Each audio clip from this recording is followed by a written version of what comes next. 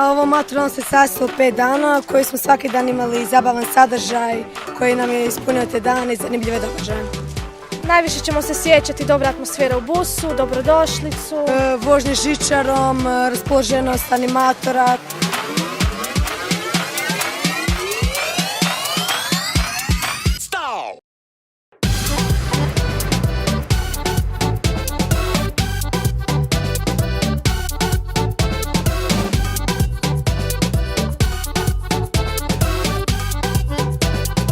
Došli smo tu na maturalac u Zaostrog, sad smo igrali nogomet. Bilo je jako napeto, protivnici svi su igrači igrali su fair play, ali bolji su pobjedili.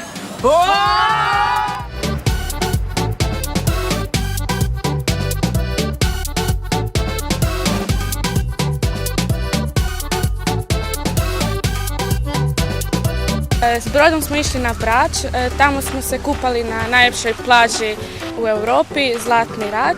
Onda smo prošetali gradom, na brodu smo jeli ručak koji je bio super. Išli smo na izlet po Neretvi, vidjeli smo od kuda dolaze te mandarine i lubenice.